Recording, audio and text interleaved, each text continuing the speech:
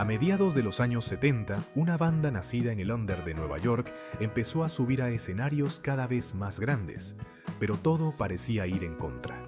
Discos que no explotaban, radios que no respondían y una escena que cambiaba todo el tiempo, hasta que llegó una canción que cambiaría la historia del rock para siempre. Hoy vamos a descubrir cómo una sola canción convirtió a Blondie en una leyenda del rock. ¿Fue suerte o talento? Empecemos.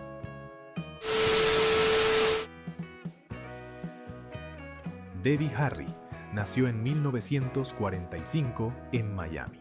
A los pocos meses de vida fue adoptada y criada en Nueva Jersey. Creció en una familia normal, sin lujos. Desde chica supo que era adoptada y eso siempre estuvo presente en su cabeza. Durante su infancia y adolescencia no pasó nada extraordinario. No fue una chica famosa en la escuela ni alguien que destacara por el arte o la música. Era tranquila, observadora. Le gustaba escuchar la radio, como a cualquiera en los años 50 y 60. Cuando terminó el colegio, Debbie empezó a trabajar. Hizo lo que hacía la mayoría de la gente joven, aceptar trabajos para mantenerse. Fue secretaria, camarera, incluso como conejita de Playboy. Trabajos que no la entusiasmaban. Cada día se parecía demasiado al anterior y eso la iba apagando de a poco. Ella misma lo contó después. Sentía que estaba viviendo una vida correcta, pero que no era la suya. Mientras tanto, por dentro, algo empezaba a molestar, una sensación constante de incomodidad. La idea de que tenía que existir algo más, que quedarse en ese camino no iba a llevarla a ningún lugar que valiera la pena. Debbie miraba a su alrededor y veía cómo el mundo empezaba a cambiar. La música, el arte, la forma de vestirse, todo se estaba moviendo, y su vida seguía igual. Así empezó a tomar forma una idea simple: irse, cambiar de ciudad, probar suerte en otro lado. Debbie Harry se muda a Nueva York a fines de los años 60. No llega con un plan armado ni con contactos importantes. Llega porque siente que quedarse donde estaba no tenía sentido. Nueva York en ese momento no era una ciudad fácil. Había crimen, alquileres caros y mucha gente tratando de sobrevivir. Aún así, para Debbie era un lugar lleno de oportunidades porque ahí se juntaban personas distintas, artistas, músicos y gente que no encajaba en la vida tradicional. Al principio siguió trabajando de lo que encontraba. Consiguió empleos comunes, muchos temporales, oficinas, bares, trabajos mal pagos. Vivía en departamentos chicos y se movía en transporte público. No tenía una vida cómoda, pero sí una sensación nueva. Estaba en el lugar correcto para buscar algo distinto. En esos años empezó a acercarse cada vez más al ambiente artístico. Iba a clubes pequeños, bares con música en vivo y espacios donde tocaban bandas nuevas. Durante ese tiempo trabajó cerca del entorno de Andy Warhol. Aprendió que el arte no tenía reglas claras y que la provocación y la personalidad podían ser tan importantes como el talento. Con el tiempo, la música empezó a ocupar un lugar cada vez más importante en la vida de Debbie. Ya no era solo algo que escuchaba o miraba desde afuera. Empezó a cantar en proyectos chicos. Uno de sus primeros proyectos fue Wind in the Willows, a fines de los años 60. Era un grupo de folk psicodélico, muy distinta a lo que después haría famosa a Debbie. Con esta banda llegó incluso a grabar un disco para Capitol Records.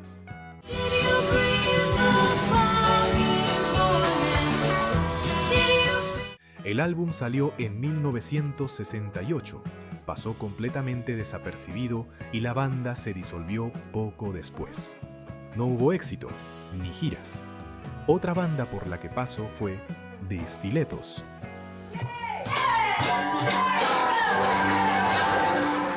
Muy del circuito underground de Nueva York, Debbie cantaba ahí sin pensar en una carrera grande, cantaba porque necesitaba hacerlo. En ese grupo conoció a Chris Stein, que en ese momento tocaba la guitarra y ya mostraba una cabeza distinta. Chris, antes de Blondie, había pasado por Wind in the Willows. Cuando Debbie y Chris empezaron a tocar juntos, no pensaban en éxito, pensaban en sobrevivir haciendo música. Los primeros ensayos de lo que sería Blondie eran caóticos. No había una formación fija. Probaban músicos todo el tiempo, hasta que apareció Clem Burke, el baterista. Después se sumó Gary Valentine en bajo y más tarde Jimmy Destri en teclados. Esa combinación terminó de definir el sonido inicial. Guitarras simples, ritmo firme y teclados que no eran protagonistas pero llenaban el espacio. Los primeros shows importantes fueron en lugares míticos del under neoyorquino. Ahí compartían escenario con bandas que hoy son historia. En esa etapa comenzaron a escribir sus primeras canciones propias. Algunas todavía eran crudas, otras ya mostraban melodía clara. Temas como X Offender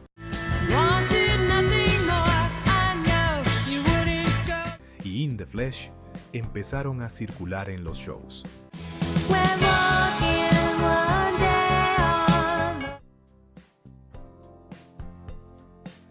Con la banda ya más firme, Blondie empezó a tomarse en serio como proyecto. Ya no era solo tocar en bares, querían grabar, querían dejar registro, querían ver hasta dónde podían llegar. Y ahí apareció el primer gran desafío: entrar a un estudio y sonar como ellos. El primer disco llegó en 1976, que llevó simplemente el nombre Blondie.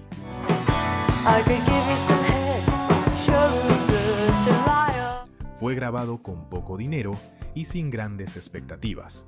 Era un álbum crudo, directo, muy influenciado por lo que estaba pasando en Nueva York en ese momento.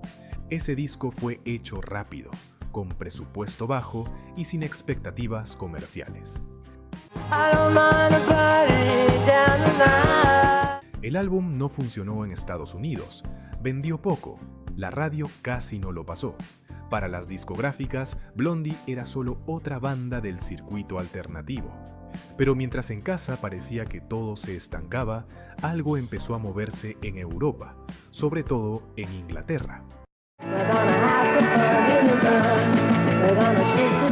Allí el disco fue mejor recibido. Algunas canciones comenzaron a sonar en radios más abiertas al punk y a la new wave. En 1978 llegó el segundo álbum, Plastic Letters. Este disco mostró un cambio claro. El sonido seguía siendo simple, pero las canciones estaban más armadas, más pensadas. Había melodías más claras, coros más fuertes y una intención más abierta. Aún así, el éxito grande en Estados Unidos seguía sin aparecer. El disco fue respetado, bien visto por la crítica y por el público que ya lo seguía, pero no rompió la barrera del público masivo. Blondie seguía siendo una banda conocida, pero solo para algunos. El problema era evidente. Tenían discos, tenían identidad, tenían una figura fuerte al frente, pero faltaba el golpe grande. Ese momento que separa a una banda respetada de una banda histórica. Muchos grupos se quedaban ahí, en ese punto exacto, y Blondie estuvo muy cerca de ser uno de ellos. Aparecieron tensiones internas, agotamiento, dudas. Además, Chris Stein comenzó a tener problemas de salud, lo que complicó giras, grabaciones y el ánimo general de la banda. Todo parecía ir en contra. Pero también pasó algo importante. Blondie entendió que si quería avanzar, tenía que animarse a ir más lejos, salir de la zona cómoda, probar algo distinto, incluso a riesgo de críticas. Ese cambio ya estaba en camino, y lo que vino después iba a cambiarlo todo.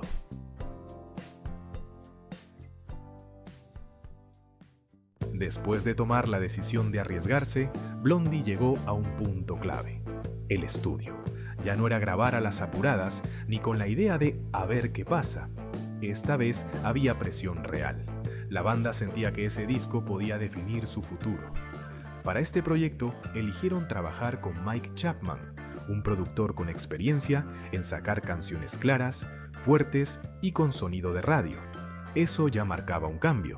Chapman no venía del mundo punk ni del under neoyorquino. Venía de la precisión, del detalle, del hit bien armado. y eso generó ruido interno desde el primer día. El estudio se convirtió en un espacio de tensión constante. Algunas ideas fluían, otras chocaban. Chapman pedía tomas limpias, estructuras claras, tiempos justos. La banda, acostumbrada a cierta libertad, tenía que adaptarse. Debbie fue clave en ese proceso. Chapman entendió rápido que su voz no necesitaba adornos. No hacía falta forzar emoción. Su manera de cantar era parte del encanto. Canción tras canción, Parallel Lines empezaba a tomar forma.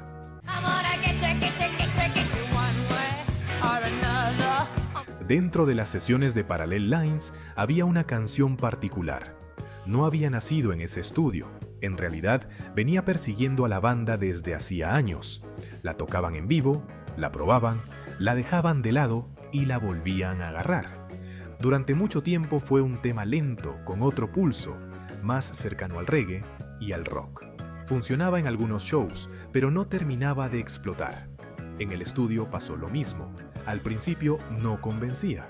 Algunos la veían como una rareza. Otros pensaban que podía romper con la identidad del grupo. Nadie estaba seguro. Fue ahí donde apareció una idea distinta: cambiarle el ritmo, llevarla a un terreno más bailable. Con eso, la canción empezó a respirar de otra manera.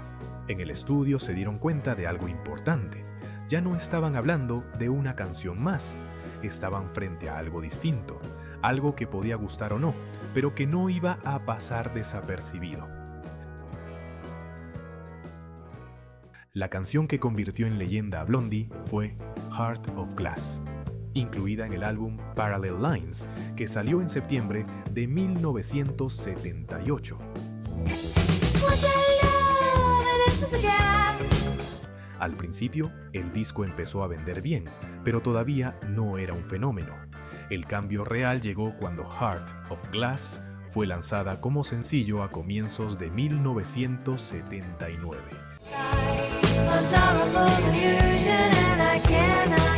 Ahí todo se aceleró. En pocas semanas, la canción empezó a subir en las listas de radio y ventas, primero en Estados Unidos y casi al mismo tiempo en Europa. Heart of Glass llegó al puesto número 1 del Billboard Hot 100 en Estados Unidos. También fue número 1 en el Reino Unido, algo que muy pocas bandas estadounidenses lograban en ese momento. Además, entró en los primeros puestos de las listas en Canadá, Alemania, Australia y varios países más. Solo como sencillo, vendió más de 2 millones de copias, una cifra enorme para la época. El disco Parallel Lines se benefició directamente de ese éxito. Terminó vendiendo más de 7 millones de copias en todo el mundo, convirtiéndose en el álbum más importante de la carrera de Blondie. A partir de ese momento, la banda dejó de ser un nombre conocido solo en ciertos círculos y pasó a ser un fenómeno global. El impacto no fue solo comercial. La canción logró algo poco común. Sonaba en radios de rock y también en pistas de baile. Llegó a públicos muy distintos al mismo tiempo. Gente que nunca había escuchado punk o new wave empezó a conocer a Blondie por ese tema. En el centro de todo estuvo Debbie Harry. Su imagen se volvió mundial. Empezó a aparecer en portadas de revistas, programas de televisión y entrevistas en todos lados. Dentro de la banda, el éxito cambió todo. Las giras se hicieron más grandes, la presión aumentó y las expectativas se volvieron más altas. Blondie ya no podía permitirse errores. Cada nuevo paso iba a ser observado con lupa. También aparecieron críticas, sobre todo desde sectores más cerrados del rock, que acusaban a la banda de haberse alejado de sus raíces. Pero el público respondió de otra manera. La canción conectó porque no era una copia de lo que estaba de moda. Era una mezcla propia, hecha con identidad. Con Heart of Glass, Blondie cruzó una línea definitiva.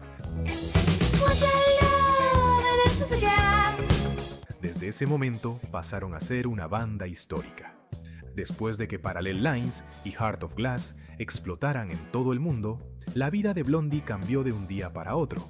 Ya no eran una banda que tocaba cuando podía. Ahora había giras largas, entrevistas todos los días, aviones, hoteles y una agenda que no se detenía nunca. El éxito fue enorme, pero también agotador.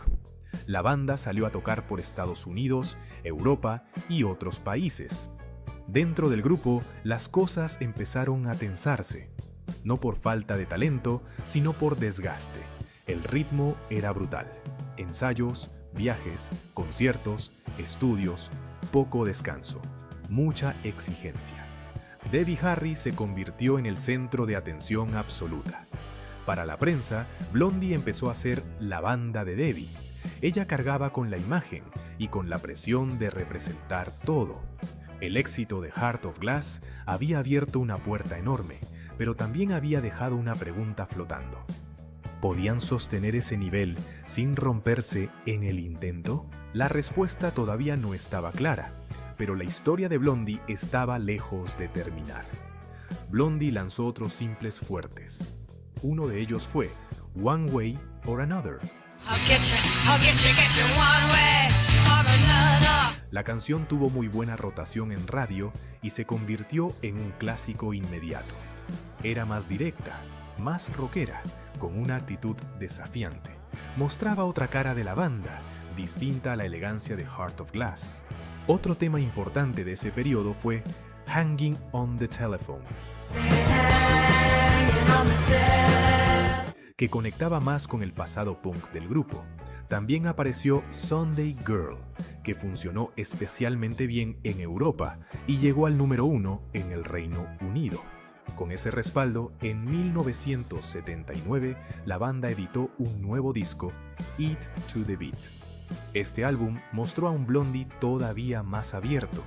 Del disco salió Dreaming, Union City Blue, pero el golpe fuerte de ese álbum fue Atomic, que llegó al número 1 en el Reino Unido, demostrando que Blondie seguía en la cima y que no dependía de una sola canción.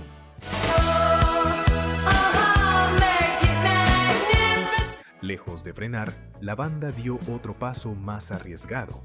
En 1980 lanzaron Auto American. De ese álbum salió The Tide is High, una versión de una canción jamaicana que Blondie transformó en un éxito mundial. Pero el momento más sorprendente llegó con Rapture. Esa canción fue histórica. En 1981, Rapture se convirtió en la primera canción con rap en llegar al número 1 del Billboard Hot 100.